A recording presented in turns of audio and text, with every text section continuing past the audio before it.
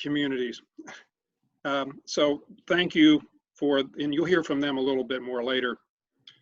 And the person you're going to hear the most today is Jessica Fisher-Greene.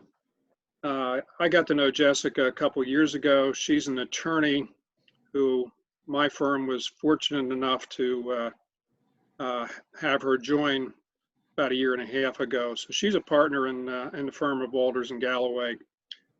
She is an elder care expert.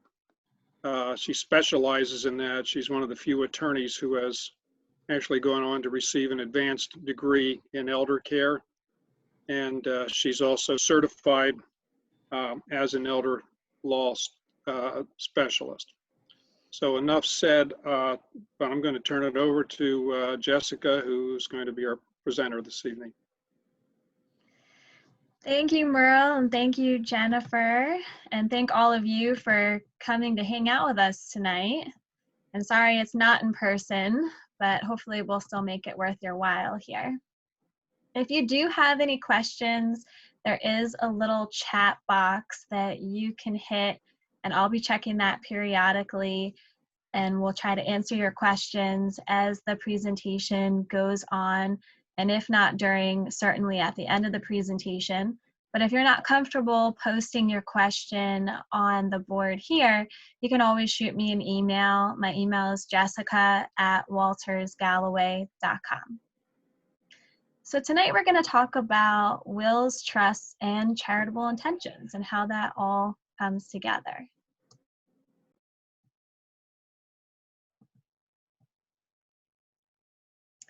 So first off, with the last will and testament, hopefully, we have a question here. Will the slides be shared with attendees after the presentation? And yes, we can make those available. We can send them out. I believe we have everyone's contact information, so we should be able to do that easy enough for you. So the last will and testament, hopefully everyone is familiar with this document. It's the document that's looked at after you pass away. So this document can actually be changed as many times as you would like while you are alive, as long as you are over 18 and you have what we call sound mind. So you have the capacity or the ability to understand what you're creating here in this document. Now, if you are sitting down to create this document, the person who determines that you do have capacity is actually the attorney that you're sitting down with to execute the will. Depending on the situation, the attorney may ask you a series of questions to make sure that you fully understand what you are signing. They might ask you about your relatives, your choices that you're making, what kind of assets you have. Might just ask you general questions like who the president is, just all sorts of different things to make sure that you really understand what you're signing. So why would we create a will? So you want to create the will so that you really can make sure that your wishes are followed. You can use this to designate who your beneficiaries are, when your beneficiaries will receive your property, and how they're going to receive it. Maybe you want to put different restrictions on it. You're going to be using this document and stating who will be in charge of settling everything after you're gone. If you have any children who are under the age of 18, you may want to put provisions in your will that would provide for guardianship. The guardian would take care of not only the people, the actual little persons, but also any money that they may inherit from you. You can also put provisions in for a trustee for any funds that may be intended for a minor or an incapacitated beneficiary. So with the last will and testament, things don't actually come into effect and the ball doesn't really get rolling until we enter into probate. So first we have, our executor is if you have appointed someone in your will and it's a male, or it's an executrix if it's a female. A lot of times people will even just use the term personal representative now. It's just more of a unisex term. but that's the person you have actually nominated in your will. What a lot of people don't understand, though, is that that person actually doesn't have any authority or ability to act on your behalf until after you have passed away, and only when your will is actually registered with the Register of Wills in the county where the decedent resided. So once the will is actually admitted into probate in that court, then the executor will actually have a certificate showing their authority to act. If there's no will, but there is still property that needs to be handled, then we're going to be dealing with an administrator or administratrix. So instead of you appointing the person in your will, if you never made that decision, now the Commonwealth of Pennsylvania will be choosing who is in charge of your affairs after you pass away. So if you don't want that to happen, make sure you have this document in place. So what exactly is probate property? It's anything that you own by yourself. So it's in your name alone, and it does not have a beneficiary on it. A prime example of this would be a checking account or a savings account. You typically don't see beneficiaries on those accounts. It could be your house, could be your car, anything that you own by yourself that is not already predetermined to go to another person when you pass away. So if you jointly own your house with right of survivorship with, say, your spouse, you pass away, the house will not need to go through your will or go through probate because we know it's going to go to your spouse because they're the surviving owner. Same thing goes if, say, you have a life insurance policy and you've named your spouse as the beneficiary of that policy. We don't need to look to your will to figure out where that life insurance policy will go. Instead, we know it's going to go directly to that beneficiary. Admitting a will to probate requires that the executor, or in a lot of cases, an attorney, prepare a petition for probate. They have to be sworn in, so it's actually a separate process where they go in front of the Register of Wills or one of her deputies to get appointed as the executor. So it's a formal appearance that occurs. Like I said, a lot of times, because this process can be a bit complex, people will hire an attorney to help with this process. So once the executor is sworn in some cases, they might have to post a bond, which would be posting their own money to actually administer the estate. So instead of having the person post a bond, you could put language in your will waiving that requirement. The executor is also going to have to send out notices to the heirs and pay any and all taxes that are due. So once the probate process starts, there are various deadlines that need to be addressed. Now, don't get me wrong here. Probate, for some reason, gets a bad rap. People make a big deal about it. They say, oh, you got to avoid it. No matter what the cost, you have to avoid it. That's not necessarily true. Probate is not as big and scary and as expensive as people make it out to be. So you shouldn't do something just to prevent probate. You want to make sure that you're taking into account the consequences of the actions that you took in order to avoid probate. So we have some pitfalls here for probate. So when we're trying to avoid probate, sometimes people will actually make the assets that they own, they'll change them to joint ownership with, say, their child. There could be a lot of issues with that. And we definitely do not want you to leave here and say, oh, I'm just going to add my child's name to everything and then it'll be so easy. Don't do that. So we have a couple of reasons here. If your child would die before you, I know this sounds bizarre, but you may actually have to pay Pennsylvania inheritance tax on your own money. So even though you were the one to add your child as a joint owner on your account, if they pass away before you, now you're going to have to pay taxes because of that. Your child's share, so their half of it, could actually be subject to their claims of their creditors. So this is another big issue. And after you die, say you wanted to treat all three of your children equally, but you named one of your children as a joint owner on your account. With having that one child on there, when you pass away, all of those assets that that child jointly owns will go to that one child. It will not flow through your will.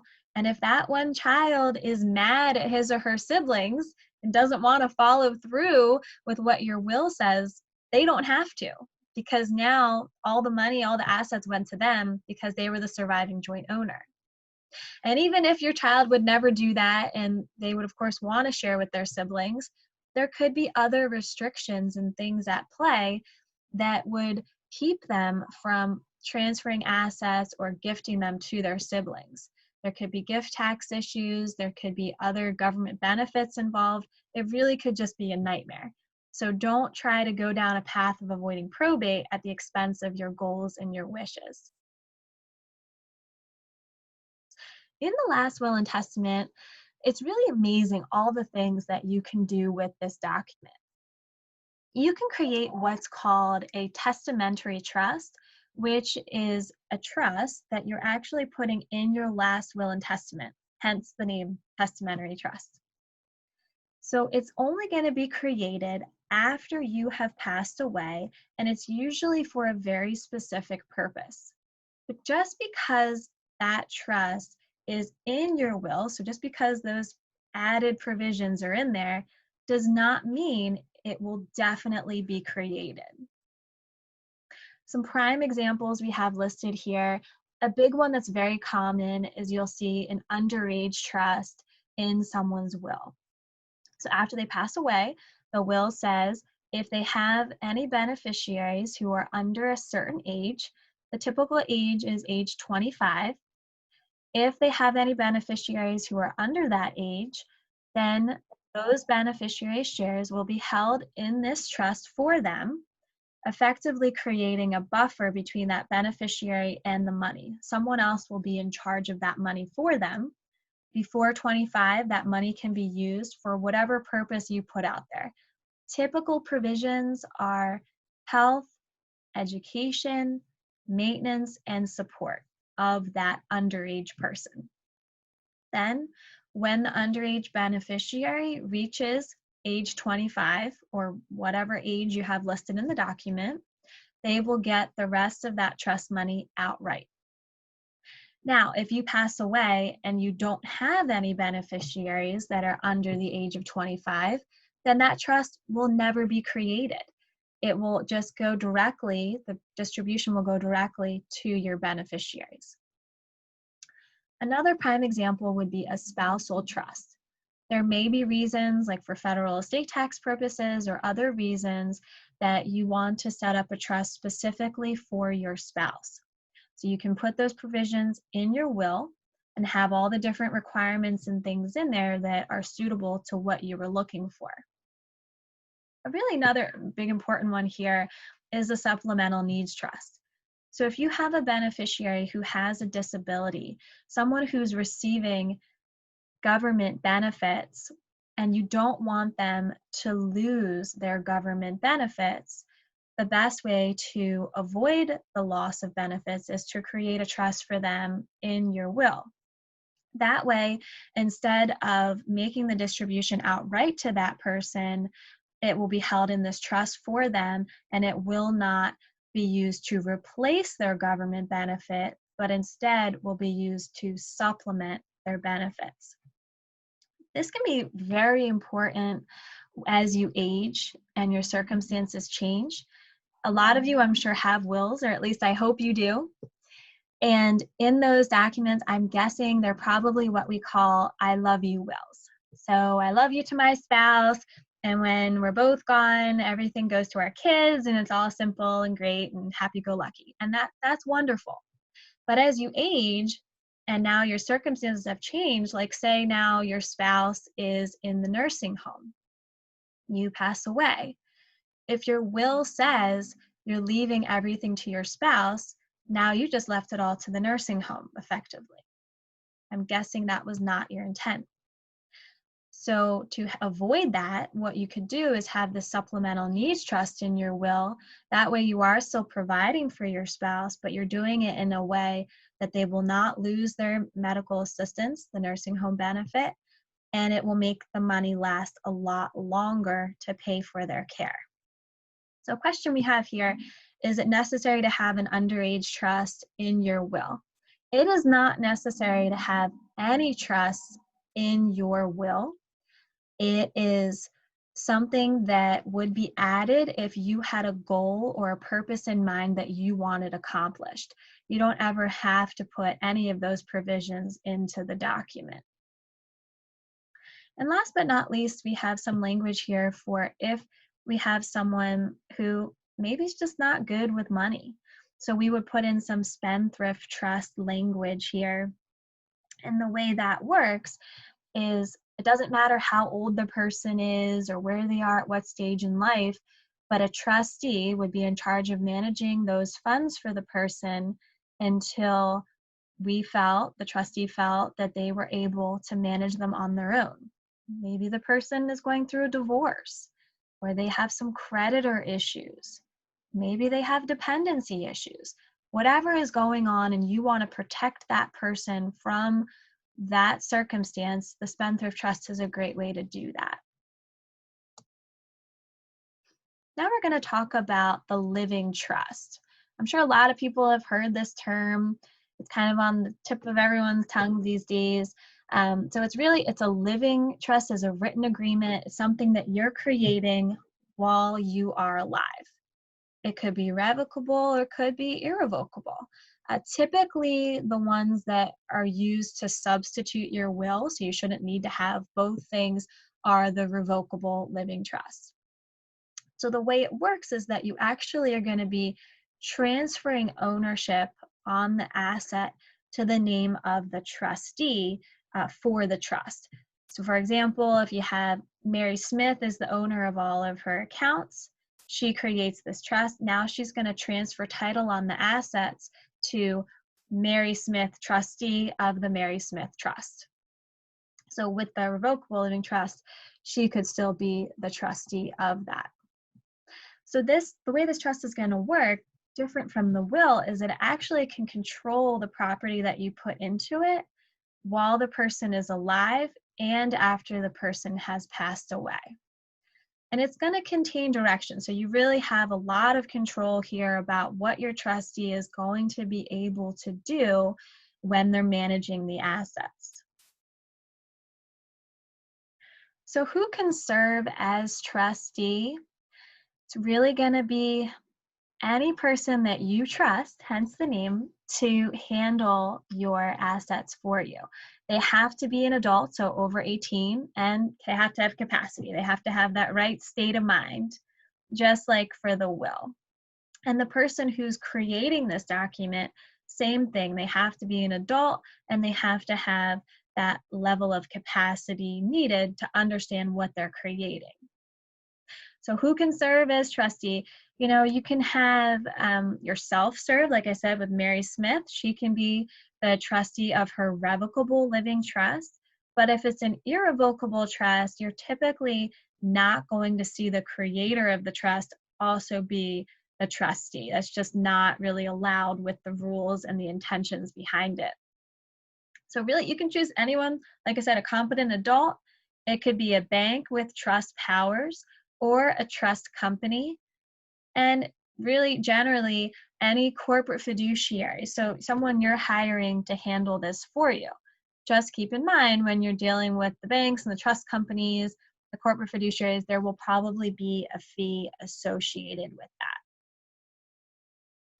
So what does the trustee do?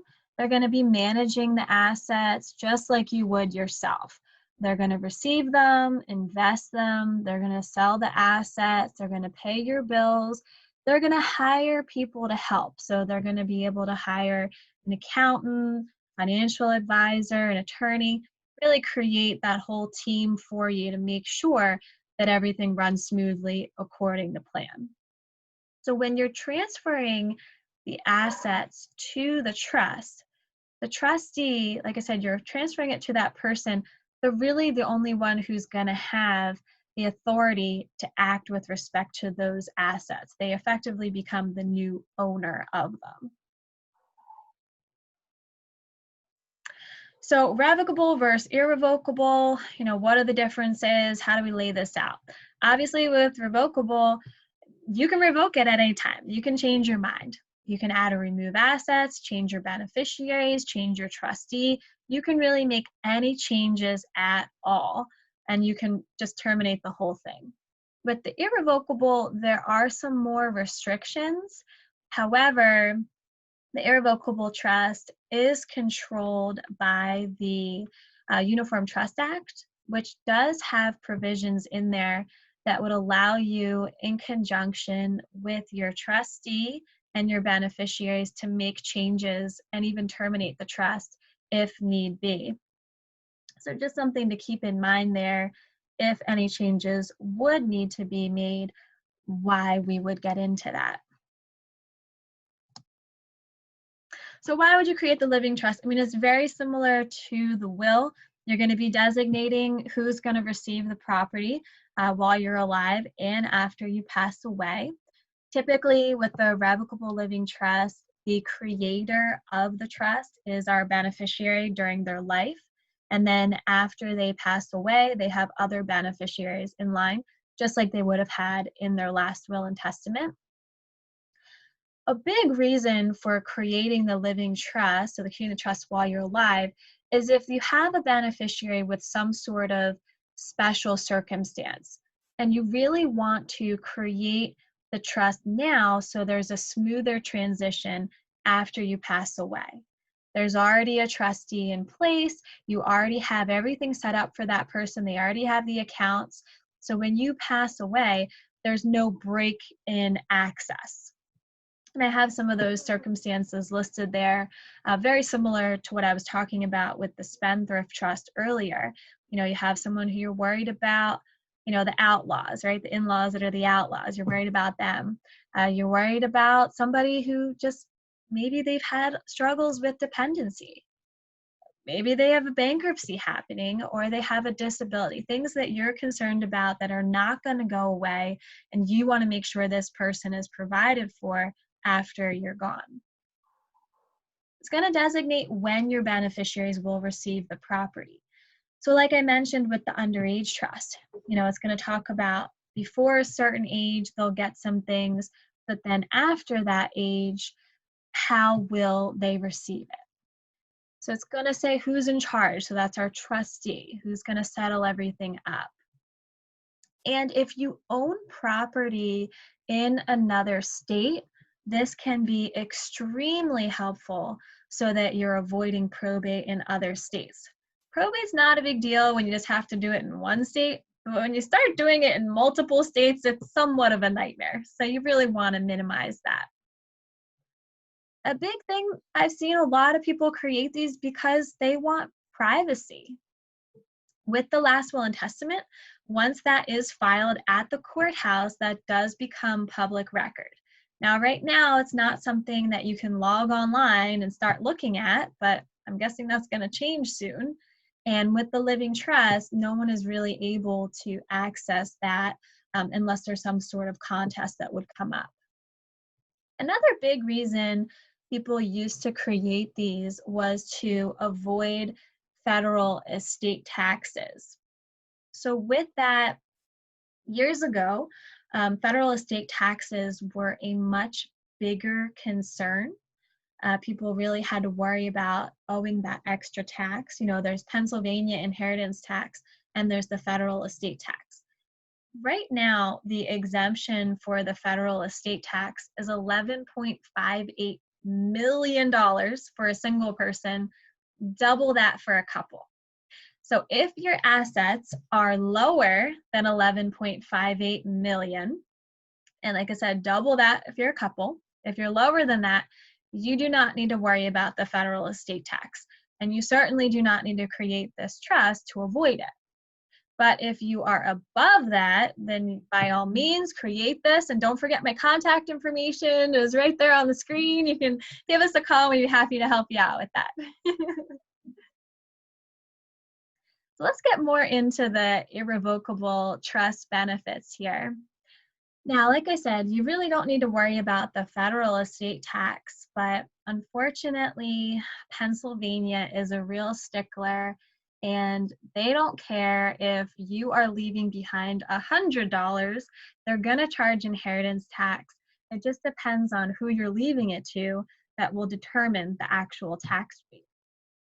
So if you're leaving something to your spouse, or you're leaving it to a child or parent where the child was 21 or under, or you're leaving it to charity, there is 0% inheritance tax. But if you're leaving it to lineal descendants, so we have grandchildren, parents, the child, and the child was over 21, then it's going to be a 4.5% inheritance tax rate. And then if you're leaving it to your brother or your sister, it's going to be 12%. And then everybody else is 15%. So that can really add up.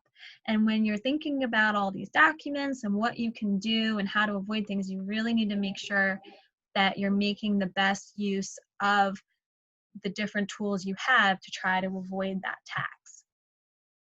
So the irrevocable trust can be created to avoid Pennsylvania inheritance taxes as long as the assets are transferred into the trust for at least 1 year before you pass, then you can avoid that, assuming that the trust has the right language.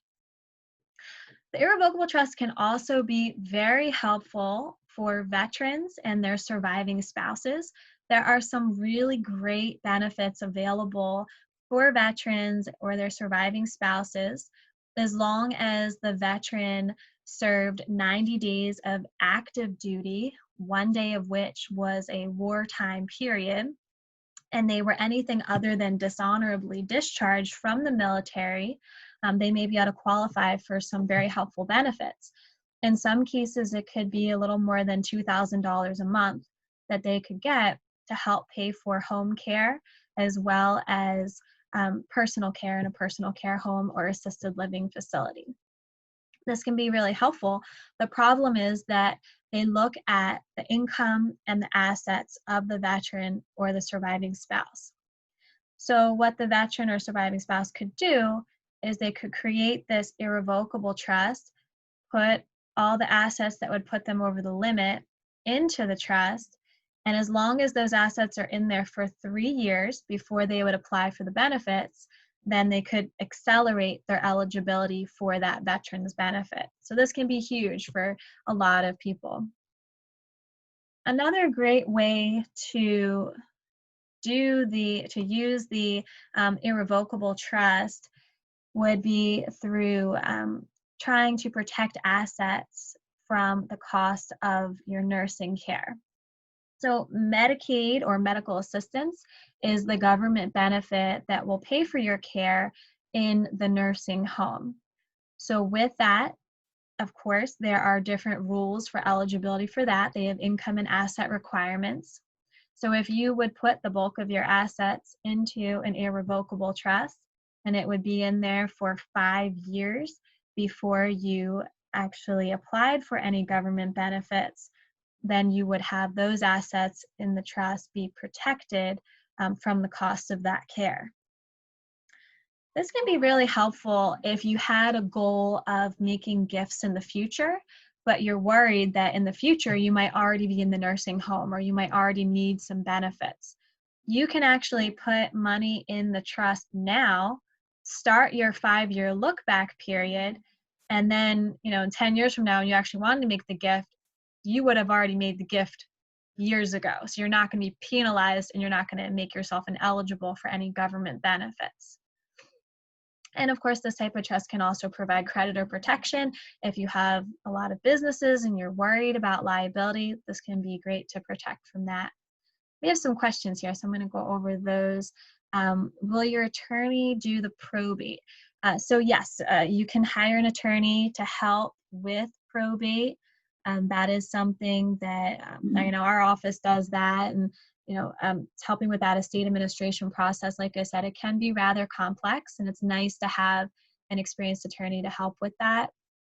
Another question is, do you still have taxes if you rent? Yeah, so unfortunately, the inheritance taxes are not just on real estate, it's on everything. So you own a bank account, a car, really anything that you own, except for life insurance, is going to have inheritance tax associated with it. And then we have another one. Do you have to have an irrevocable trust if you already have just a will? So, like I said, the irrevocable trust is a totally different entity that you're creating, and you would be creating it for a specific purpose. So whether it's to protect assets from the cost of your future nursing care, or it's to create something for a supplemental needs beneficiary, whatever it might be, it's very different from the will. It's something that you're creating while you're alive for a specific purpose that you wanted to have accomplished while you were alive. All right, so we're going to talk about durable financial power of attorney here. Just couldn't do a presentation talking about important documents without talking about the financial power of attorney. It's a very important document that everyone should have. It only works while you are alive, and it allows you to appoint an agent to handle your finances and your legal affairs. So that person you're naming in charge would actually be called the agent. And you have to choose someone you know that you can trust to handle these things for you. So they're going to have access to all of your finances. They're going to make all your legal decisions. They're going to see how much money you have. They'll be paying your bills, doing all those things for you. And depending on the language in your power of attorney will determine what powers your agent actually has. So you could give them very broad powers and say that they can do anything and everything with your property. Or you can limit it a little bit and maybe say that they can't make gifts or make transfers. Now, if you're married, do you still need one? We get this question a lot. And yes, you do still need a power of attorney, even if you're married. Your spouse is not automatically able to make these decisions for you. Even if you jointly own most property with your spouse, yes, your spouse can talk and deal with the jointly owned assets. But if you have a life insurance policy or an IRA, your spouse can't be a joint owner on that. So the only way someone can help you with that is by being your financial power of attorney agent. So it's going to control all of your finances and your legal affairs, and it really will have an effect on your future. And if you ended up in a long-term care situation, how your agent could protect some of your assets is dependent upon the language in that document. So if you don't have one and you become incapacitated, now we're looking at a guardianship situation. So that's a terrible court situation that you would have to enter into that would put you through this vigorous process of determining if you have capacity to manage your affairs. And instead of you being able to choose the person for yourself, the court would be choosing who's going to handle all of your finances and legal decisions. So really do yourself a favor and create this document while you're able to, while you have capacity. That way you don't have to worry about a court making the decision for you. Question we have here, is this only when you are alive, or what happens when you die? So the financial power of attorney, yes, it only works while you are alive. When you pass away, the person who takes over would be your executor, or if everything is in a trust, then it would be through your trust. The trustee would do that. So when you should update the financial power of attorney, there were some recent updates to the laws back in 2015 and then again in 2016. So you definitely want to keep an eye on this. really important to have the current language in your document. But not only that, as your circumstances change and you're getting older and different issues are coming up, you really want to have all of these documents evaluated to make sure that you are on the right page and your wishes really are going to be followed. There's very specific language that needs to be added to this document, like I said, to help you and your wishes be followed later. So now we're going to get into the charity part here. There are many ways to donate to charity. I have just a few listed here that we're going to go over tonight, and we're going to kind of go through this a little quick, but then we're going to hear from TFEC more about how they help with certain things. So first we have the Charitable Lead Trust, then there's the Charitable Remainder Trust, there's a gift annuity. You could name a charity as a beneficiary on anything that has a designation. You can also put language in your last will and testament and the living trust, and then of course you can use a donor advised fund. So if you were going to use the Charitable Lead Trust, this is a great way to provide a yearly income to the charity of your choice, and it would provide a specified percent of the trust value. So it's going to last for a term of years, whatever amount you would choose, or it could be based off of your life expectancy or another close family member that you've chosen. You're going to get a charitable income tax deduction for this, but that would happen in the year that the charity's interest was created. And again, not that a lot of people have to worry about the federal estate tax issue right now, but this would remove some money from the federal estate. And it can be set up in two different ways. And there's a real trend here. A lot of them can be set up through these two different ways. It can be done through an annuity. So the way it's set up is that the charity is going to receive a set percentage each year based on the original value that you put into the trust. So that's already predetermined. They're going to get that same amount each year. Or if you did it through the unitrust, the charity will receive a set percentage each year based on the value of the trust at each year that it's evaluated. So the payment will fluctuate.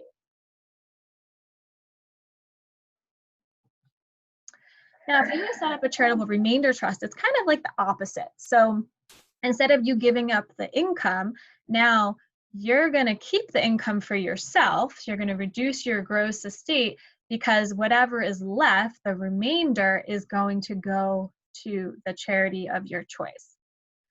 So you're receiving that annual income, and it has to be to a specific percentage. So it's typically between 5 to 50% of the asset value. You're going to get both charitable gift and income tax deductions in the year that you made the gift, and the deduction is based on the value of the remainder. So there are a lot of calculations that people look at based off of the life expectancy table and the remainder. So it's kind of complicated. Certainly you would not be the one doing this calculation, but this is a great way to get those deductions and still have that income coming in. I had someone do this in their will before, where they had a child who they didn't think could ever actually spend all the money they were leaving behind. So they left the income interest to their child for their child's life.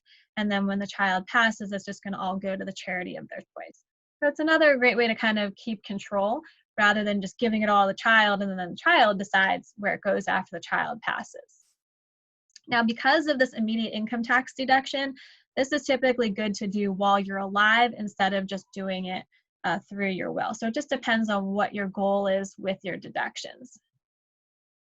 So you can set this up similar to the Charitable Lead Trust. You can have it as an annuity style, which again, what the non-charitable beneficiary will receive, they're going to get that set percentage, but it's going to be based off the original value. So it's going to be a set amount. They'll get the same amount each year. Or if you did the unitrust, it would be recalculated each year based off of the value after each payment was taken out. You can go through a gift annuity. So you're putting a lump sum of money into the charity's hands, and then in return, they're going to pay you back an annuity. So typically for your life. You need to be really careful about this, because if you give the charity a lump sum, you need to guarantee that they're a financially sound organization. Otherwise, you're giving them a lump sum and you're not going to get that money back. So that can be pretty dangerous. You can always name a charity as a beneficiary. You know, there are plenty of financial instruments. You got life insurance, annuities. You can even do a transfer on death. But just be aware of who your other beneficiaries are. Life insurance, like I said earlier, there's no income taxes on that, and there's no inheritance taxes on that. So if you are leaving everything to your cousin, who's at a 15% inheritance tax bracket, certainly you'd want to name your cousin on the life insurance, because then they won't get hit with that inheritance tax. And then if you have an IRA and you had plans to leave to a charity, you'd want to leave the IRA to the charity, because it's not going to make a difference to them, because they don't pay income or inheritance taxes anyway. So just be mindful of who your beneficiaries are, and always try to take advantage of the fact that the charity will not have to pay any taxes, and make sure you're playing that up correctly. And again, as you are evaluating your documents and updating, you want to always update your beneficiary designations as well. And of course, you can do all of this in your last will and testament and living trust as well, just naming the beneficiary, putting in specific terms, but you need to be careful, because if you don't want to just hand a lump sum over to the charity, you want them to just get income, or you want some restrictions, who's actually going to make sure that's followed through on? And that's how I've worked with TFEC in the past, is we had help from them to set up specific funds. So we had people who wanted to have specific beneficiaries, but they didn't want to just give it over to the charity. So TFEC could help make sure that those wishes were followed through on. And then donor advised funds, and TFEC's going to talk more about this, but this is actually like the #1 way to do it. Outnumbers the other things that I talked about. You're going to get your tax deductions, and really you're going to be able to lead the way and recommend how things are going to be donated. So with that, I'm going to hand it over to TFEC, to Jennifer here. Let me just give you control.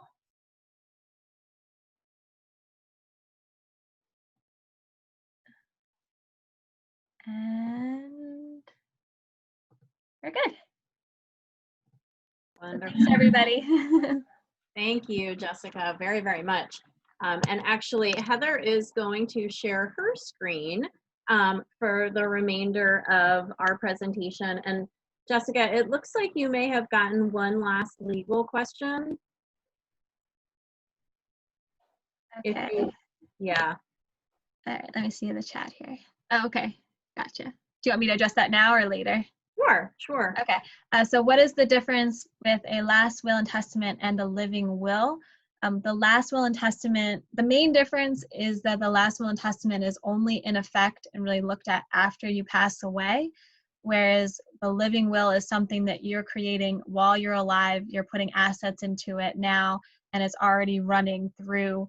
So when you pass away, there's a smooth transition. You're not having to start over, basically, at that point. Wonderful, thank you. And thank you again for the opportunity. We're just really pleased to be able to partner with the library and with Walters and Galloway to offer this opportunity. Wish we could have been doing it in person, but at least we have Zoom, so we're super grateful for that. Heather Lamanna and I are going to speak just a little bit about what is TFEC, who is the Mechanicsburg Area Community Foundation, and what are some of the ways that we can help you achieve your charitable goals through some of the products that Jessica had started talking about and some of the other ones that we're going to offer. But for those of you who may not have heard of TFEC or may not have heard of the regional affiliate that is under TFEC, the Mechanicsburg Area Community Foundation, we just thought we would start there very briefly. You may not have even heard of the term a community foundation, and that happens all the time.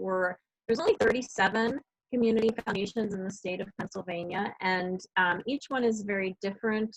They're not overly publicized because we are a 501c3 nonprofit charity, so we do operate under those same IRS standards and requirements that all other public charities do.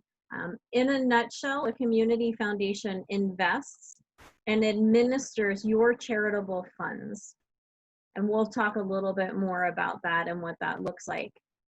We have the opportunity, and really it's a privilege, to identify and respond to community needs. And one of the ways that we do that is through competitive grant making. And so a lot of, in fact, 15 rounds of competitive grant making is accomplished through TFEC. One specifically is designated through the Mechanicsburg Area Community Foundation, and that's where our advisory committee members actually come around the table and read grant applications from Mechanicsburg Area Foundation, Mechanicsburg Area Community nonprofits, and award grant funds. So we have the great privilege of working with our nonprofit community to make sure that we understand what their needs are, and then how we can apply grant dollars to support them and the great work that they're doing. We are overseen by a volunteer board of 17 and various committees. One of the unique things is that we do not pay excise taxes. And that's something that in the private foundation world, when you compare a community foundation to a private foundation, we're very different in that capacity, that we don't pay those excise taxes. We also do not require a payout, and that's another very big unique feature between a community foundation and a private foundation. Specifically, private foundations must pay a minimum of 5% of their principal market value annually, and when you have a charitable fund at TFEC, that is not a requirement. It's extremely easy to establish a fund. We can turn around your charitable fund in as little as a week. Some, of course, take a little bit longer, but we can certainly get things running very, very quickly. We have our great attorney down there in the corner, Spencer Nauman from Nauman, Smith, Schisler, and Hall, and he is just upstairs in the offices from us. And whenever we have any legal questions to get your fund established quickly, we can always give him a call and get things rolling for you. Your fund can be as private as you'd like, or as recognized as you'd like. That's an individual preference, and we certainly honor that. We can assist you with your general fund administration, general grant administration. And when we talk about who can establish a fund at TFEC and likewise at the Mechanicsburg Area Community Foundation, that's anyone. We work with individuals and families. We work with for-profit corporations to help them achieve their charitable goals. A big stakeholder group that we work with, of course, is our nonprofit community. And then we also work with professional advisors like Merle and Jessica to help meet the needs of their clients.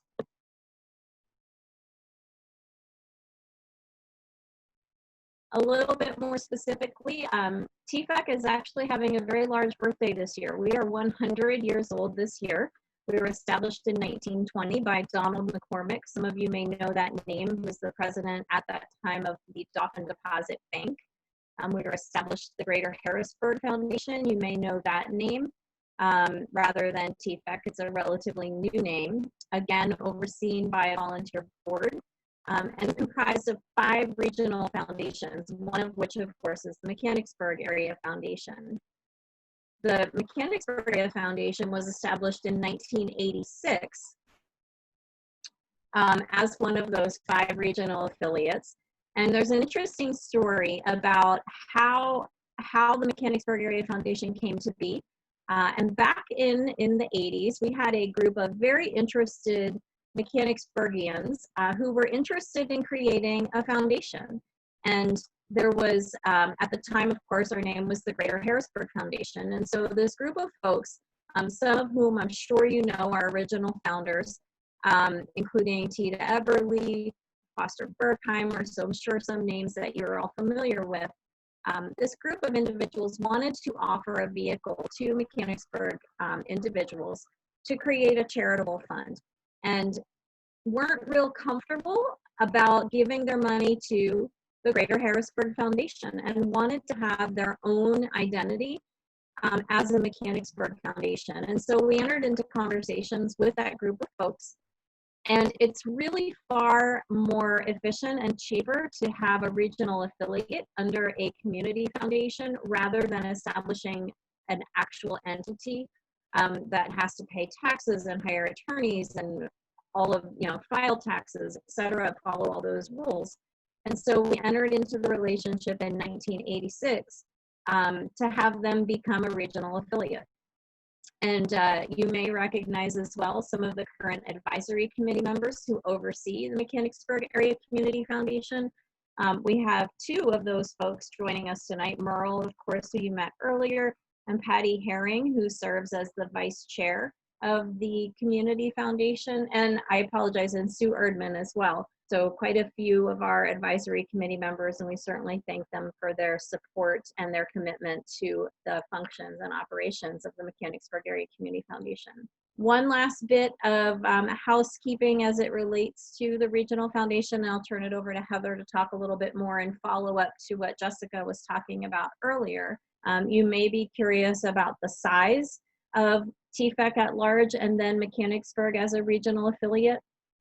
At the end of 2019, the TFEC itself was sitting at about $90 million in assets, of which $9 million of those assets belong to the Mechanicsburg Area Community Foundation. And when we look at the grants that go out to support those nonprofits that you as potential donors and fund holders are giving to charitably, it was $5,092,913, and specifically the money that came out of the Mechanicsburg Area Foundation was $412,834. Just to give you a little bit of a frame of reference. I'm going to turn things over to Heather. Heather has been with the foundation for several years, and she's a philanthropic officer. So she and I would be the folks at the foundation, in addition to our president and CEO, Janice Black, who would talk with you about what your charitable goals might be and how we can help you meet them. Thanks, Jennifer. Hi, everybody. As Jen said, my name is Heather Lamanna.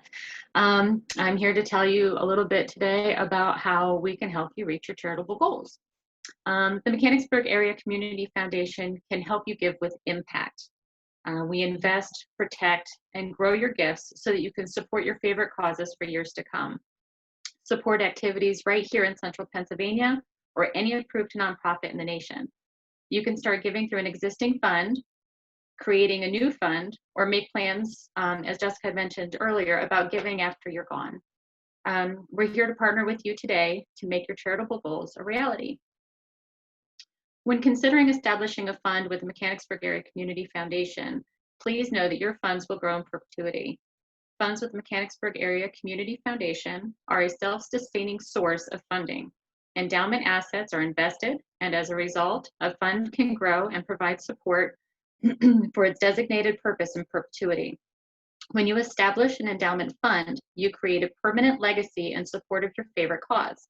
Another fun fact is that through the TFEC umbrella, the Mechanicsburg Area Community Foundation has the ability to use what's called variance power through our board.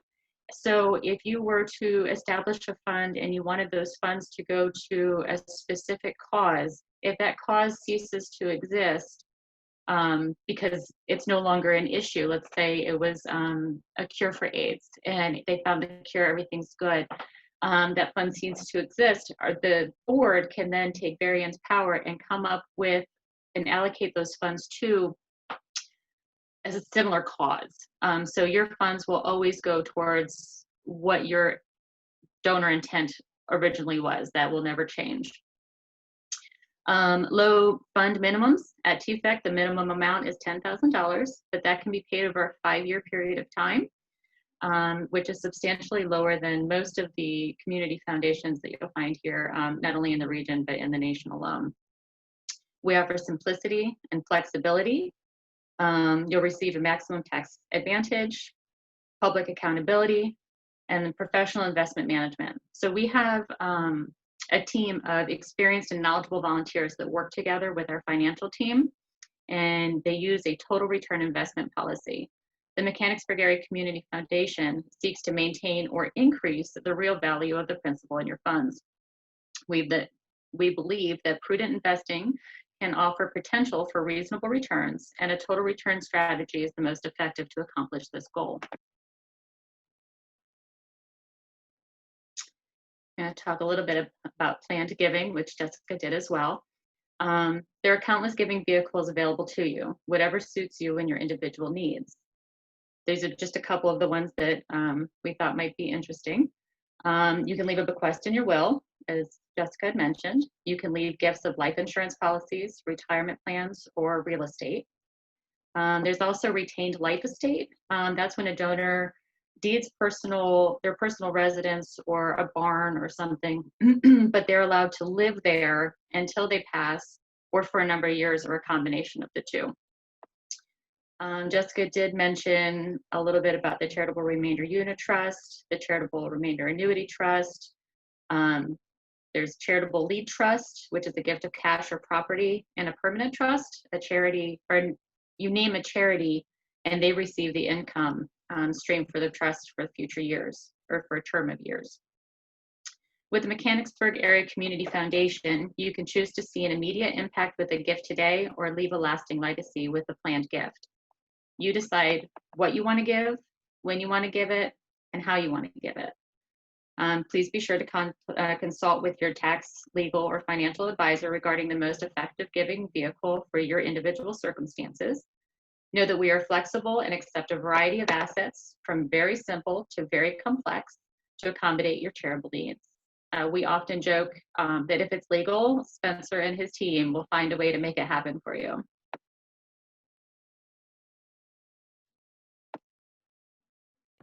Does anyone have any questions that weren't already asked from anybody, from any of the participants today, any of the speakers?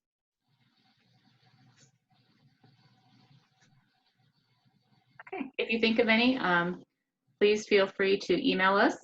Here's our contact information. You can call, email. I'm sure any of us would be happy to talk to you about any of your questions, and can guide you in the right direction to help you reach your charitable goals. We do want to, well, actually, I do have a note from the Joseph T. Simpson Public Library. They are open. They are operating under normal business hours. And they do ask that if you do visit the library, that you wear a facial cover and that you maintain social distancing at all times. Special thanks to our partners this evening. Really appreciate all of the input that you guys have provided. I think that's incredible. And Joseph T. Simpson Public Library for having us. Thank you very much for everything. And thank you all for joining us today. I hope you learned something new. I hope it got your wheels turning. If you have any questions, like I said, please don't hesitate to reach out to us. All right, Jessica. Thank you, everyone.